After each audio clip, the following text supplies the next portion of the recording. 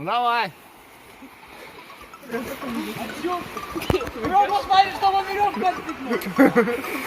Мы его не посылали, он просто дурак.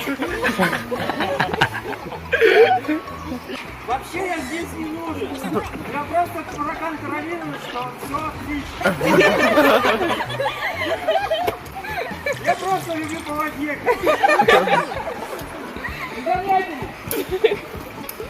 Я ж не предупредила, что они самое просто это сделают.